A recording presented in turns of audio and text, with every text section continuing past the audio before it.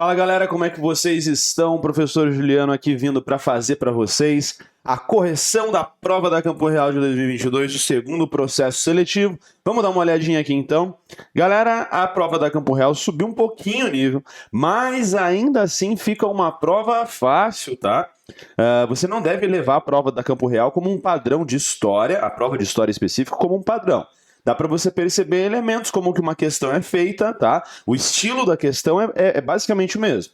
Só que o nível de dificuldade ele é um pouco abaixo. Mas ainda assim, essa prova de 2022 do segundo processo, ela ficou um pouco acima das demais, tendo uma questão estranha, que a gente já vai chegar nela daqui a pouco, mas por enquanto, vamos lá. Um detalhe, é óbvio, muito obrigado por você estar aqui assistindo esse vídeo. Curta esse vídeo aqui embaixo, se inscreva no canal, compartilhe com os seus colegas e me siga lá no Instagram também, @História Fundamental. Vamos lá, gente? Bom, primeira coisa aqui então, pessoal. Primeira questãozinha, vamos lá, vamos escrever um pouco aqui.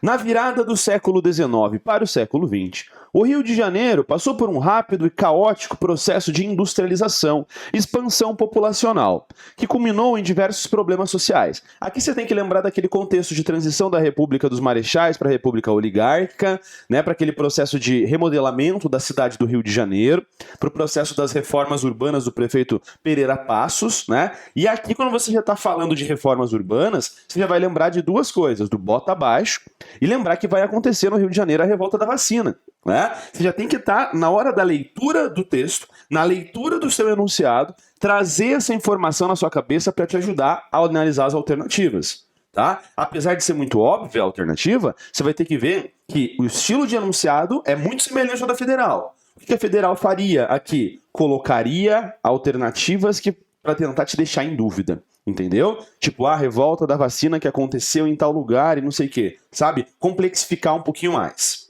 Seguindo então, o espalhamento de doenças e a formação de cortiços. Isso aí, nós temos isso acontecendo no Rio de Janeiro e as reformas urbanas vão ser para tentar diminuir isso. Assinale a alternativa que indica corretamente um movimento ligado ao contexto de problemas sociais e urbanos do Rio de Janeiro no início do período republicano. Olha lá, espalhamento de doenças, galera. Aqui ele já deu a deixa para você. Olha lá, letra A, revolta dos malês? Não, cara, a revolta dos malês é aquela revolta de escravizados muçulmanos que acontece lá em 1835 na Bahia. Não tem absolutamente nada a ver com o que nós estamos vendo. Revolta da vacina? Sim, 1905, a única possível aqui. Revolução Farroupilha, galera, não tem como. Revolução Farroupilha, que é aquela revolução que acontece também durante o período regencial de 35 a 45. Absolutamente sentido nenhum em você marcar a Revolução Farroupilha, certo? Próxima. Guerra do Contestado, galera. Guerra do Contestado, movimento messiânico que acontece ali em 1912 e 1914, aqui na região do Paraná e de Santa Catarina. Não faz sentido nenhum com isso. Cangaço, pelo amor de Jesus, não faz sentido nenhum.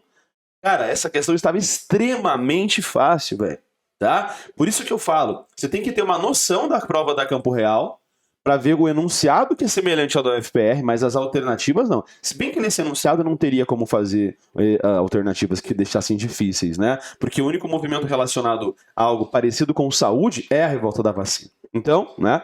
Tranquila, bem tranquilinha, na verdade, essa questão aqui.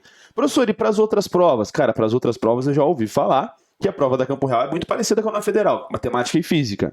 Mas a prova de história, ela é um nível bem abaixo. Bom, considere o seguinte excerto, renascimento no Islã. Essa questão, galera, ela é boa por um motivo que eu já vou te dizer qual. Vamos ler primeiro, tá? O nascimento da ciência no início do islamismo foi também uma renascença, pois o que aconteceu por lá implicou, de certa forma, uma revitalização dos antigos textos gregos e de outras ciências por meio da tradução. Quem é meu aluno sabe que eu falo sobre isso aqui sempre nas aulas de renascimento, pessoal. Do quê? Da importância que o mundo árabe muçulmano tem para o desenvolvimento do renascimento artístico e cultural na Europa. Tá? Porque o renascimento na Europa vai buscar renascer características exatamente de textos greco-romanos. E esses textos eles ficam perdidos, a maior parte deles, durante a Idade Média, né? Na Europa principalmente, só que no mundo árabe muçulmano, esses textos foram mantidos e foram traduzidos. E vão servir de base, porque veja, se o Renascimento na Europa queria renascer essas características, significa que aqui existiu, ficou um tempão sem existir e agora vai voltar. Como que ele vai voltar a existir? Tem que ter alguém que dê esses textos novamente. Tem que ter uma possibilidade de eles acessarem esses textos. E por onde eles vão acessar esses textos novamente? Com o contato com os árabes muçulmanos. Significa, portanto, que os povos muçulmanos mantinham esses textos e traduziam textos gregos e romanos para o árabe para serem mantidos dentro das suas, como se fossem universidades islâmicas. O que já nos demonstra também um detalhe que é importante, que é a tolerância cultural do Islã e a valorização do conhecimento dentro do mundo árabe muçulmano. Certo? Então vamos lá. Considerando a relação, inclusive gostei muito desse texto, considerando a relação entre o Islã e as ciências na Idade Média, é correto afirmar que, se você está vendo esse exercício na véspera da prova da UFPR de 2022 para 2023, assista o filme chamado O Físico, vai falar exatamente sobre isso aqui. Os pensadores muçulmanos tiveram acesso aos textos antigos gregos através da tomada de Constantinopla. Povo, a tomada de Constantinopla vai acontecer em 1453. E aí, em 1453, eles tiveram acesso a esses textos? E antes eles não tiveram acesso a isso? Portanto, como que eles iam ter mantido esse texto? Não faz... o nascimento da ciência no Islã também é uma renascença. A ciência no Islã vai estar dentro de todo o movimento islâmico desde o seu começo, desde o seu princípio, desde a sua gênese. A tomada de Constantinopla é quase 1000 anos depois que o Islã surgiu. Não tem como isso aqui chegar próximo de ser verdade. Lembra que eu falei? Você tem o texto sendo um texto interessante, mas as alternativas um pouco zoadas, né? B. Os xiitas não permitiam a leitura de textos antigos. Por isso apenas os sunitas faziam traduções. Cara, isso aqui não faz o mínimo sentido. Tanto xiitas e sunitas vão manter tradições antigas e vão ter apreço pelas leituras, tá? Nada a ver. Tchau. C. O movimento da tradução de textos antigos foi componente importante da chamada Era de Ouro do Islã. Era de Ouro do Islã, galera, basicamente do século VIII ao século XIII, de desenvolvimento de cultura dentro do islamismo de uma forma absurda. A valorização da cultura e da ciência dentro do Islã é muito forte, galera, muito forte mesmo, sempre foi. Tá? E aqui, não analise, portanto, uma questão achando que o islamismo é uma religião pior, inferior ao cristianismo. Ela é uma religião diferente, com matrizes diferentes e com uma valorização do conhecimento gigantesca. Ao ponto que você tem membros do conhecimento sendo perseguidos durante a Idade Média e a Idade Moderna, aqui no Islã você tem a valorização do conhecimento. Inclusive com pensadores muçulmanos já desde a Idade Média, escrevendo textos que são muito semelhantes, sabe ao quê? A origem das espécies do Darwin. Só para você ter uma noção. Então o conhecimento e a cultura dentro do Islã são super positivos e super produzidos. Letra C, corretíssima.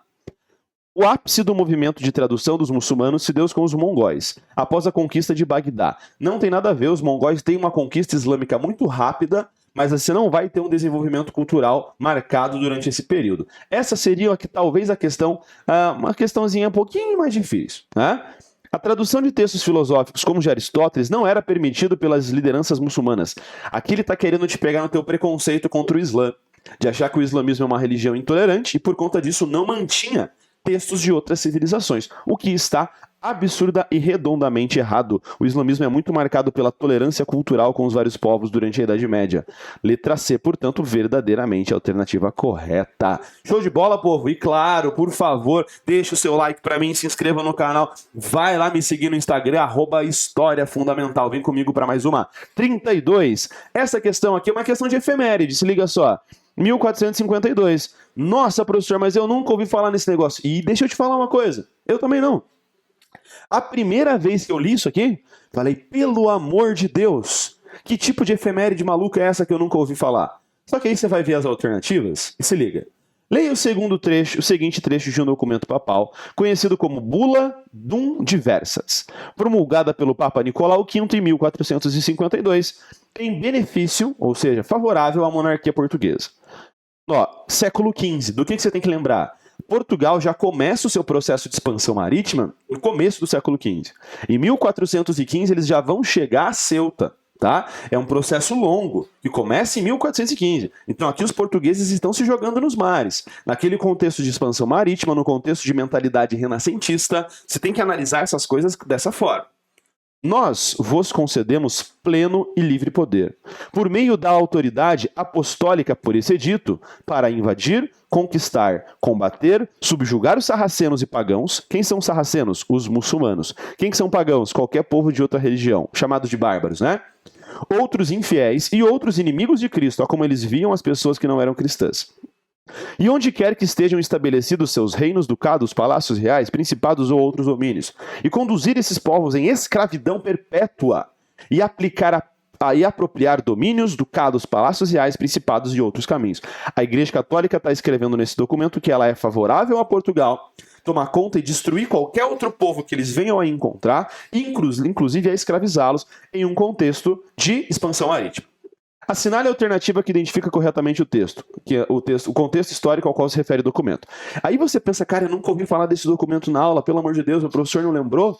Calma quando acontecer isso. Tá? Vamos lá. Letra A. Início do colonialismo europeu e do tráfico de pessoas escravizadas? Sim. Acabou. Não tem segredo. Ele está falando exatamente sobre isso aqui no texto. É um contexto de expansão de colonialismo europeu? Sim. É um contexto de tráfico de escravizados? De pessoas escravizadas? Sim, também. Olha como é tranquilo. Ele pega um documento para te deixar em choque e coloca algo extremamente fácil nas alternativas. Cruzadas contra o Islã e retomada de Jerusalém. Em 1452, irmão? Em 1452 você vai ter a tomada de Jerusalém nesse contexto aqui? As cruzadas são aqui? Não. As cruzadas é 1096 a 1270. Errado. Conferência de Berlim. Cara, você percebeu? Como que o nível das alternativas é extremamente ridículo, cara. É absurdo. D. Surgimento do protestantismo e as guerras religiosas. Não, cara. O cara não tenta dificultar nem um pouco. Tipo, nem um pouco. É muito óbvio, né? Caça às bruxas e estabelecimento da Santa Inquisição. Você ia pensar aqui, putz, cara, pode ser que você vai achar que a caça às bruxas acontece durante a Idade Média. Que é um período que a gente, até aqui, um ano depois acaba a Idade Média. Caça às bruxas e estabelecimento da Santa Inquisição, só que quando que a Santa Inquisição começa a ser estabelecida novamente? Durante a Idade Moderna, com a Contra-Reforma. A partir de 1517, com a Reforma Protestante, e aí depois, essa galera aqui então vai começar a perseguir novamente as bruxas. Portanto, a alternativa correta é a letra A. Uma questão com um bom enunciado, só que muito fácil na análise das alternativas, mas ainda assim é um teste para você. Próxima, essa é a questão que teria um propósito de ser a mais difícil da prova, tá? Que ela trabalha com algo que eu acho muito difícil dos professores de história no Brasil terem trabalhado com esse contexto, com esse conceito, mas enfim, vai com calma quando acontecer isso. Em 43 foi criado o Serviço Especial de Mobilização dos Trabalhadores para a Amazônia. Galera, 43, o que nós temos acontecendo aqui em 43, galera? Era Vargas, Segunda Guerra Mundial, Brasil entrando na Segunda Guerra Mundial ao lado dos Estados Unidos, certo? Parte de um esforço de aproximação entre o Brasil e os Estados Unidos, no contexto da Segunda Guerra Mundial. Um dos efeitos econômicos e sociais do CENTA e dos acordos entre Brasil e Estados Unidos na década de 40 foi, letra A quebra da economia cafeeira paulista e a subsequente criação do movimento dos trabalhadores rurais sem terra, que passou a reivindicar a reforma agrária. Cara, Ai, meu Deus do céu. Óbvio, os Estados Unidos estavam incentivando a criação do MTST, com toda certeza, né? Estados Unidos favorecendo, imagine ali, o Roosevelt estava com o bonezinho do MST aqui já na cabeça, fazendo seus discursos durante a Segunda Guerra Mundial. Já pensou? O Roosevelt com o bonezinho do MST sentado do lado do Churchill. E o Stalin do lado ali. Aí fechou, aí tá maravilhoso, né? Óbvio que não, cara. Tá maluco, né? Aqui, o que foi esse CENTA? Eu fui ver o que era isso depois que eu vi essa questão, vou ser sincero. O CENTA foi um negócio que para alguns está sendo dizendo que foi criado em 42, outros em 43, porque o Brasil teria que, de alguma forma, ajudar os Estados Unidos na exportação de látex. Durante a Segunda Guerra Mundial, os esforços de guerra dependem que você tenha muita matéria-prima para abastecer, para a construção de produtos, armamentos, alimentos e afins, né? E o Brasil era um grande exportador de látex na região amazônica.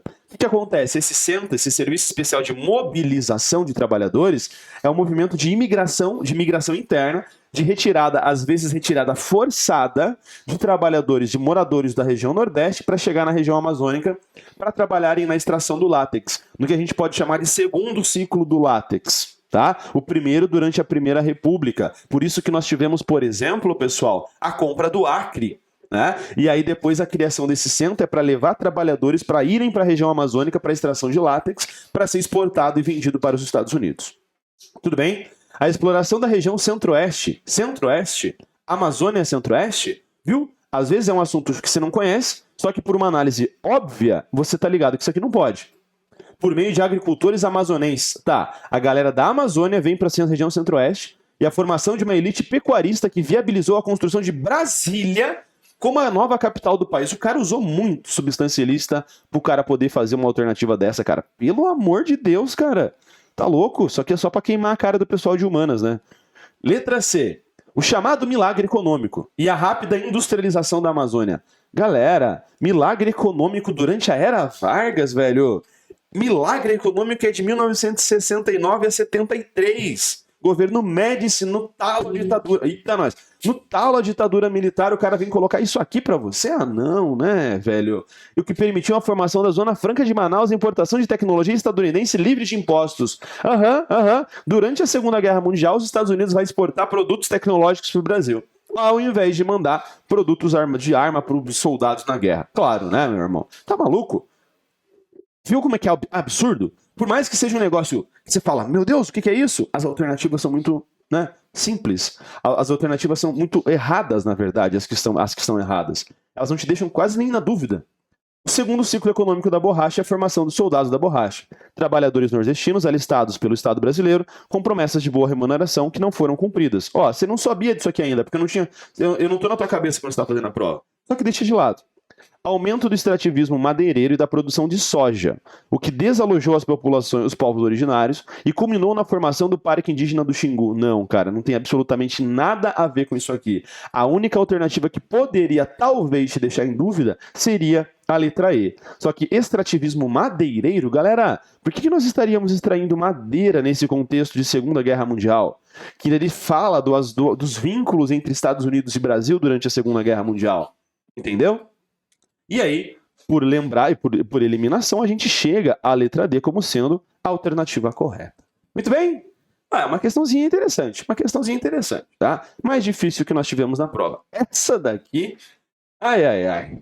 Durante grande parte da segunda metade do século XX, a África do Sul e a África do Sudoeste viveram sob um regime social, político e econômico conhecido como apartheid. Galera, o apartheid começa em 1948. É característica do regime de apartheid, letra A segregação social entre a população branca de origem britânica e os africânderes de origem holandesa. Galera, ele está querendo dizer que você tinha a separação dos brancos, de um lado os holandeses e do lado os britânicos. O que é o apartheid? É isso? Não, é a separação, é a segregação das pessoas negras, das pessoas pretas na África do Sul.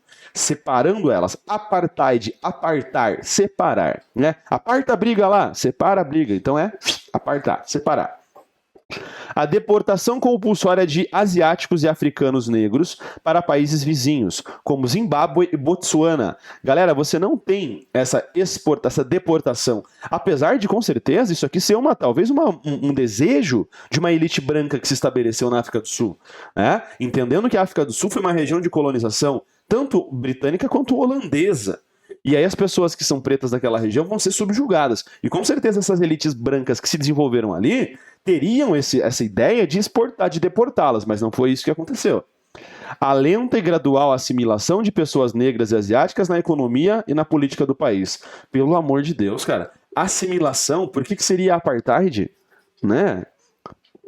A política de embranquecimento populacional através do incentivo a casamentos interraciais. Galera, por boa parte da história da África do Sul, os casamentos interraciais são basicamente proibidos, tá? E a separação racial entre brancos e negros. Show! Sendo que os negros ficavam circunscritos às regiões conhecidas como bantustões. Beleza, o bantustão é o seguinte, sabe aquele Cazaquistão, Afeganistão, aquela ideia de país? O bantustão seria um país dos bantus. Seria guetos construídos dentro da África do Sul, em que os povos de origem nativos, né, os povos negros, ficariam segregados ali dentro. Tá? Por isso que essa alternativa seria a alternativa correta. Beleza, galera? Fechamos aqui a nossa correção. Portanto, espero que você tenha gostado. Compartilhe com alguma pessoa com quem você acha que seja interessante essa prova, certo? Se inscreva aqui no canal, deixe seu joinha, coloca um comentário bacana aqui, manda um oi, professor, da hora a correção, e vai lá no Instagram e me seguir, @História Fundamental. Falou, galera, professor Juliano, forte abraço para vocês, bons estudos e até a nossa próxima aula, gente. Tchau, tchau.